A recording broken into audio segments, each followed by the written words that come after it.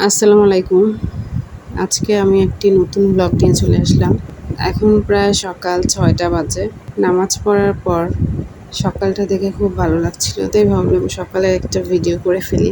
যেহেতু আমাকে স্কুলে যেতে হবে এজন্য সকাল সকালই রান্না করতে হবে। সবাই যেহেতু বাসায় থাকে, স্কুলে গেলে আস্তে আস্তে দুপুর হয়ে যায়, ১২টা বেজে যায়। এজন্য তখন এসে তো আর রান্না করা যাবে না। তাই সকালেই সব রান্না করে রেখে যাই। এখানে আমি ডাল বসিয়েছিলাম। ডাল আমার ফোড়ন দেওয়া হয়ে গিয়েছে। আর ছেলেদের জন্য রুটি বানাচ্ছিলাম।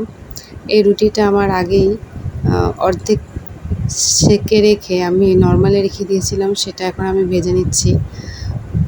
আর এখানে আমি চুলায় সিম বসিয়ে দিচ্ছি। অনেকে হয়তো ভাবতে পারেন এখন সিম কোথায় পেলাম আমি।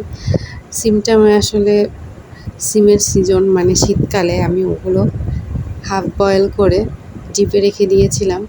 ওগুলোই আমি এখন রান্না করব।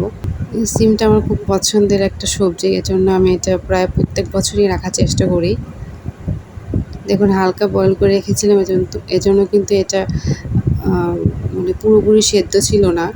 পুরোপুরি সেদ্ধ করে রাখলে এখন আমি মশলা কষাতে গেলে বা এটা আবার রান্না করতে গেলে ভর্তা ভর্তা হয়ে যায়। তাই জন্য কিন্তু এটা অবশ্যই হাফ বয়েল করে রাখতে হয়। খেতে কিন্তু ভালোই লাগে। আর এখানে আমি মাছ রান্না করব, পোমা মাছ। আমাদের দেশে এটাকে পোমা মাছ বলে।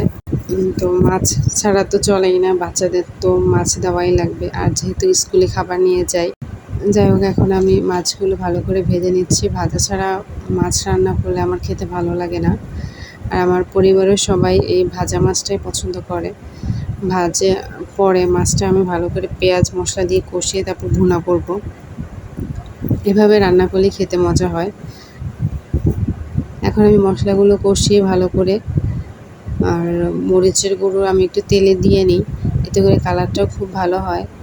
আর মাছ রান্না করলে আমি তো অবশ্যই সেখানে রসুন বাটা দিই, জিরের গুঁড়ো, এগুলো দিয়ে রান্না করি। টমেটো সিজন থাকলে টমেটো দিয়ে রান্না করি। যেহেতু এখন টমেটো নেই, এজন্য টমেটো ছাড়াই রান্না করছি। আজকের ব্লগটা এই পর্যন্তই। সবাই ভালো থাকবেন। আসসালামু আলাইকুম।